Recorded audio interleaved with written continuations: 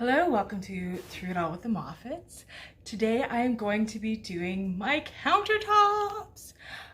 Finally, it's been in the works forever. It's one of the things that have been on my list for a year. I've had the product for probably just as close to that because I found it on sale, which is always a good thing. You should always try and find things on sale because I'm just cheap. I don't know. Be stewardly, you know, that sort of thing. So the counter kit that I am going to be using is Gianni. I did research on Gianni and the Rust-Oleum brand. There was another one that I don't remember, but it was quickly crossed off because there was no good reviews on it. This one had the best reviews for the longest durability. So that was kind of one of the things I was going between Rust-Oleum, which also has a lot of good reviews, and the Gianni, which I had never heard of until Amazon, to be honest with you. And then I started doing the research on it. So I'm going to go over what the kit came with. Then I'm going to go with the other stuff that you're going to need. And then a little bit of instruction on how I'm going to do it, and then I'm just going to take video and do the whole fast forward thing through it so you can see what's going on and not have to listen to me babble the whole time. And here's crossing our fingers that it works. So the first thing you're going to need to do is put on, I guess I should tell you the color that I'm doing is called Black Diamond. And so the first thing you're going to do is you're going to put on, and once again, there is it backwards. I don't know how to flip it other than to actually not look at myself, which maybe I shouldn't look at myself. I might take a better video. Primer. They say to roll it on once. They say also to work in 2 by 2 foot sections as you do, and work fast and try and do it evenly, as you don't want any, what did they call it? Lap lines. So you don't want to do a large one and then have to go back. You want to do a small section, make sure it's covered. You can go back after a couple of hours and touch up if you need be. My counters are lighter, so it is a very good possibility that I may have to do 2 coats. Then you need to let the primer dry for 8 hours. I don't know how I'm gonna wait that long, but I'm gonna do it. I've left my research on the exact look that I want my countertop to be for that 8 hours so that I can busy myself. Not to mention, I guess, you know, I could vacuum again or whatever, which I've already done this morning. So anyways, step 1, primer. I'm gonna try and go through this so that it's not fast, so I'm not boring you to death. Step 2, 2A, is the pearl mica. This is like a white. I think there's some shine in there. Step 2B is the black onyx. And everything's nicely labeled. And they say to use just paper plates, just because you're also going to use, it also comes with, I'll get to that after. Step 2C is the bronze. I'm going to open it up and I'm going to take a look, but I don't know. I'm not fond of browns myself. The house still has wood flooring and that sort of thing, but I don't want a lot of brown in my cupboards. So I may add a very, very little bit of brown just for that extra depth, but we'll see. And then step 3 is your top coat. It has glitter. I'm so excited about this. not gonna lie. Even actually before, I don't know if it was a mix-up or what it was, but the kit that I thought I was buying only had the top coat. So I went and bought glitter paint additive because I saw it on a YouTube video and I was like, I need sparkles. I need sparkles. So I have extra sparkles if it's not enough. It's okay, don't worry. That came with one round sea sponge, which they ask you to cut into 4. So I've gone ahead and done that. And that's so that you can use for each individual color. It did also say to use a shopping bag, like just a regular plastic Walmart bag, if you want to have that veiny look, which I totally do. I was a little worried that I was only going to have the little dots because that's not really my style. So when they said that, I was like, ah ha ha, now I know how to do it. And to practice, they actually give you a little card. And now it's just a poster board. So you can even just go get yourself some more if you want some extra practice. But they do give you a little thing to practice on, black, because that's what the base coat is it's black. It also comes with these rollers. These are not the foam ones, they're the fuzzy ones. So we'll see how that goes. I do have extra foam ones from painting my cupboards. So I'm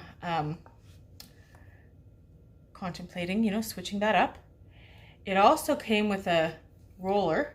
It actually came with a shorter one, however. And being that we have a very large island, I opted to use the one that I bought for cupboards, for the long cupboards, because again, you do not want to have, you want to have as little brush strokes as possible. So, and it still fits, so it works. It also comes with this little sponge brush, and that is to cut in right here. Can you see? You can't really see. Right in here, right along in the edges there and up top here. Again, you need to work by 2 by whatever your counter is. 2 feet wide. And that includes, first you do your black, you let it set for 8 hours, then you go and you pour a little bit of each color onto 3 separate plates, and you do that 2-foot section, the whole 2-foot section. And you're supposed to work quite fast because again, you don't want those lap lines, you don't want anything, and again, you don't want to be pushing too hard because you will get blobs of paint rather than just the little specks that you want, the little sponge marks. I have in fact done sponging before, so I'm pretty confident that I'll be able to do that. Other things that you're going to need are painter's tape. Best friend ever. You want to make sure that you have a very wide gap on the top because you have to roll it, go all the way up and then back down. So it has to be a fluid motion and then back down. So you are going to be touching your counters, your walls. So you need to make sure. I've also gone ahead and I taped a drop sheet all the way around the cupboards just because I spent a lot of time painting cupboards. I do not want to have to repaint them or touch them up thus far. Again, I apologize for my schlubby clothes. As you can see, I get very into my work. I've gone ahead and vacuumed.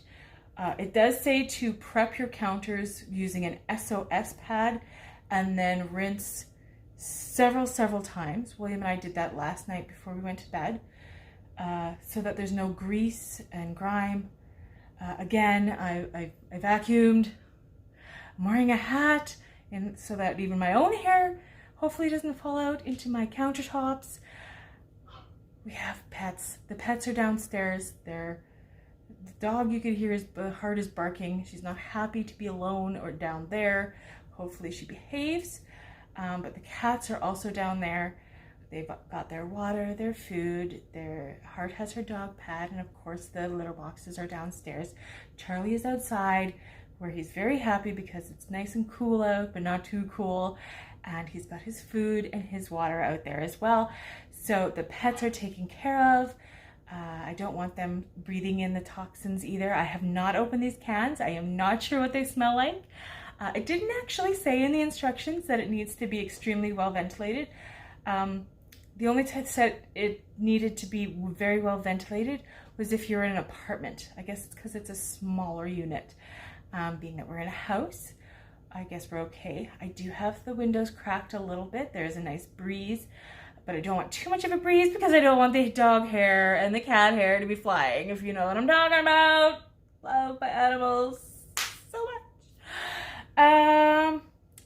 So yes, so the drop cloths that I used, the drop sheets, dollar store.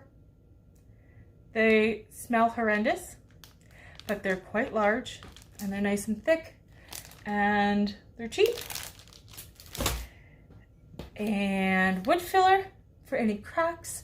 Some of our laminate countertop was actually peeling, which is one of the reasons why I wanted to paint the countertops, as we could not afford to replace them. This was the best option.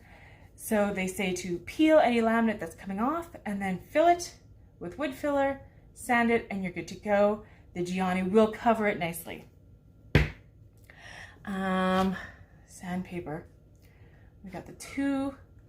You want one with 200, 220. You want it very fine. And yep. You do not have to sand. It says you do not have to sand your countertops, which is what I thought I was going to have to do. But it hopefully it works. I did watch several videos. Some said that you should. Some say that you don't need to, as long as there's no grease. So I will most likely probably go over the counters once again with really hot water just to make sure that there's no grease at all, or dust or anything like that. And that's about it.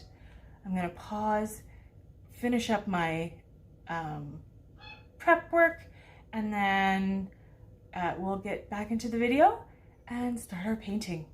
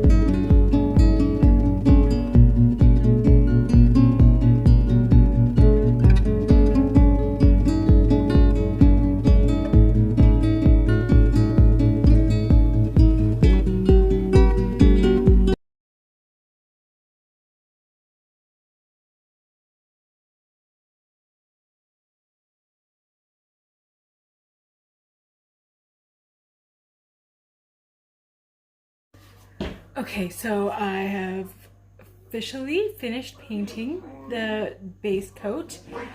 Took quite a bit of while, but it looks fantastic. It's amazing. I love it even just black, to be honest. So does Melly. I've gone ahead, and because the island had already been somewhat dry, I went over and just touched up the island and the first part. So now I'm just gonna wait for the rest to dry, do a little bit of touch-ups. Then we wait. We're supposed to wait 8 hours. 8 hours. But it's drying so fast. But I think it's the reason why you want to wait 8 hours is that if you make a mistake, you can wipe it off. If it's not fully dry, that might hinder it being able to be corrected. So I'm going to try and be patient. I'm going to try and wait 8 hours.